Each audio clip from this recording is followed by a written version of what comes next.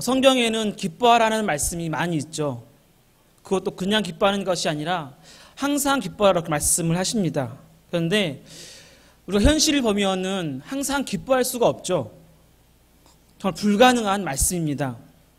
뉴스만 보더라도 하루에 수많은 그 뉴스 가운데서 우리를 화나게 하고 또 기분 나쁘게 하고 슬프게 하는 그런 뉴스들이 얼마나 많습니까?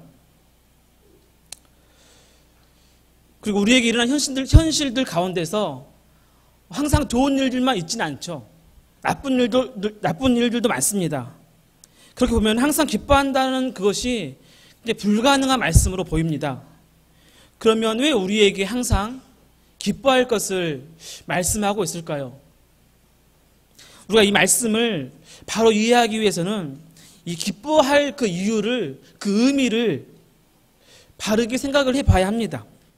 오늘 말씀에서 보면은 그 기쁨의 의미에 대해서 우리에게 말씀해 주고 있는데, 오늘 말씀을 통해서 진정한 기쁨이 무엇인가, 그리고 우리가 어떻게 해야지만이 항상 기뻐할 수 있는가에 대해서 짧게 말씀을 전하겠습니다.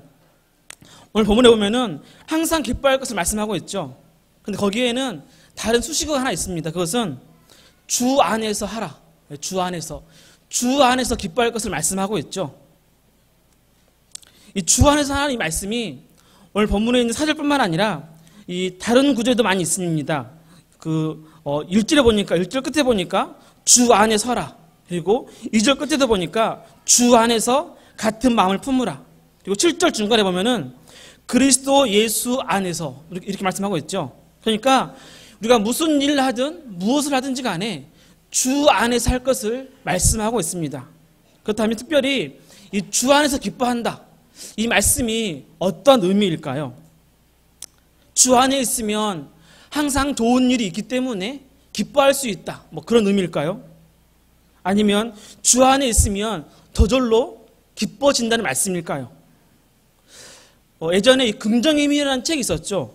굉장한 인기가 있었는데 항상 긍정적으로 생각하고, 그리고 하나님이 나에게 좋은 것을 주실 것을 항상 믿고 살면은 그렇게 이루어진다, 그런 말씀이었죠. 굉장히 좋은 말씀이죠. 항상 우리에게 좋은 것을 주실 그 하나님을 기대하고 또 우리에게 복을 주실 하나님을 소망하면서 사는 삶, 물론 중요하죠. 필요합니다. 그런데 정말 그것 때문에 우리들이 기뻐할 수 있을까요? 항상 기뻐할 수 있습니까? 단지 잘 될 것이라는 그 희망만을 가지고 기뻐할 수 있습니까? 우리 그리스도인들에게는 진정한 기쁨이 그런 것들이 아니죠. 단순히 어떤 미래에 대한 소망, 미래에 뭔가가 잘 될 것이다, 그런 어떤 믿음만을 가지고 기뻐할 수는 없죠.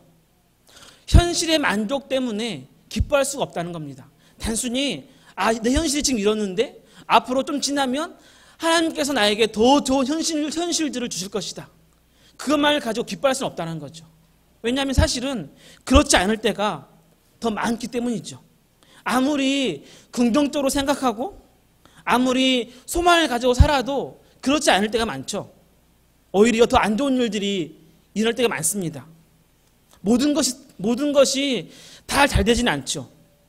그럼 그때는 어떻게 합니까?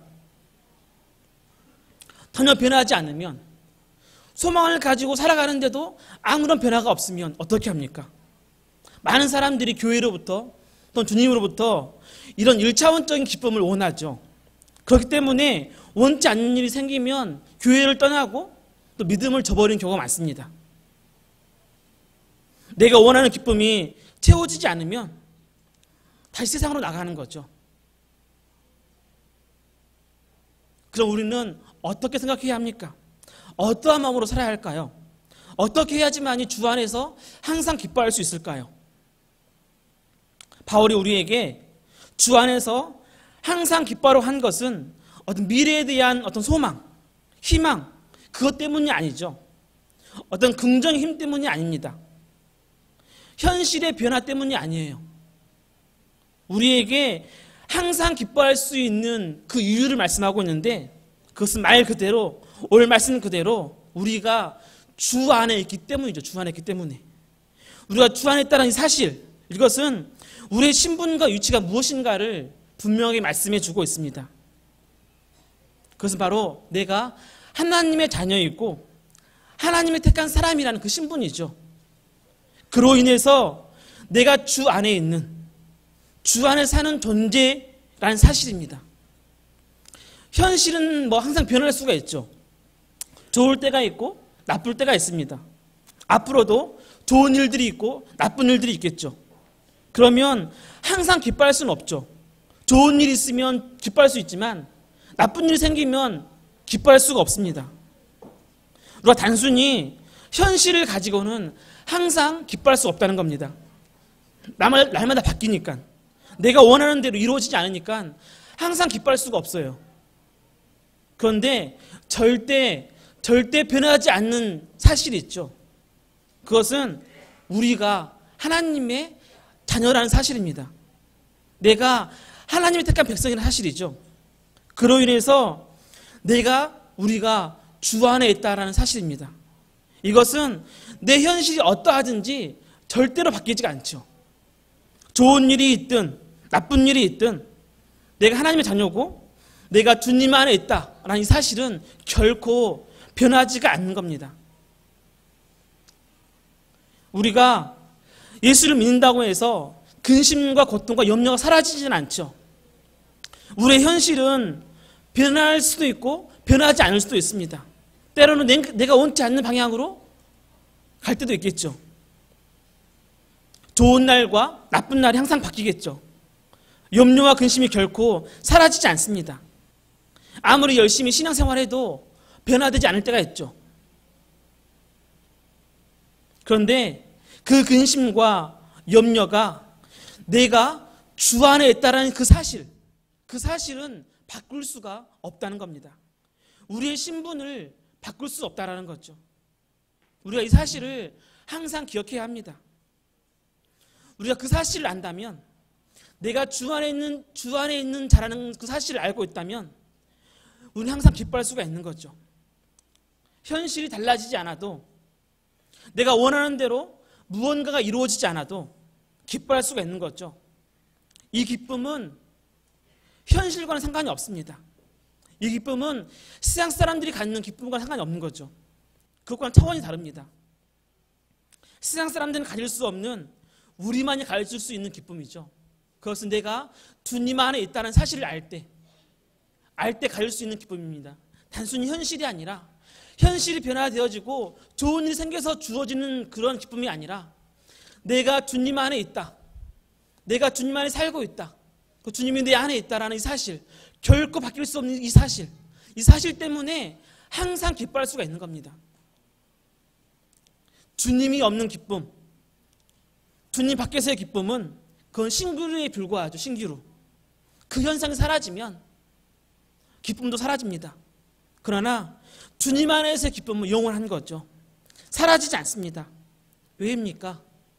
주님이 우리와 영원토록 함께 하시기 때문이죠.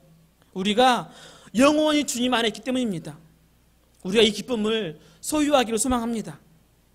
이번 주가 이제 성탄절, 이제 그 날이 다가오죠. 그리고 한 주간 성탄절 기도회가 또 있습니다. 잠시 후에는 우리 주일학교 발표가 있죠. 우리의 성탄절을 맞아서 이렇게 기쁘고 의미 있는 일을 합니까? 그것은 죄에 매여 살던 우리가 이 땅에 오신 예수님으로 인해서 주님 안에서 살 수 있게 되었기 때문이죠. 인간의 몸으로 오신 예수님께서 지금 나와 함께 하시기 때문입니다. 그로 인해서 이 세상에 줄 수 없는 참 기쁨이 우리 안에 있기 때문이죠. 이 기쁨은 세상 그 무엇으로도 바꿀 수 없는 기쁨입니다. 내일 당장 우리에게 어떤 문제가 생긴다고 하더라도 내가 주님 안에 있다는 사실은 절대 바뀔 수가 없죠. 현실만 본다면 하루에도 수차례 우리들의 기쁨은 바뀔 수가 있습니다. 그렇지만 내가 주님 안에 있는 존재라는 걸 알 때, 이 땅에 오신 그 예수님이, 인간의 몸으로 오신 그 예수님이 지금 나와 함께하고 있다는 사실을 알 때 우리의 기쁨은 항상 간직할 수가 있는 겁니다. 그러한 기쁨이 우리의 삶 가운데, 우리의 매일매일 인생 가운데 함께하기를 간절히 소망합니다. 기도하겠습니다.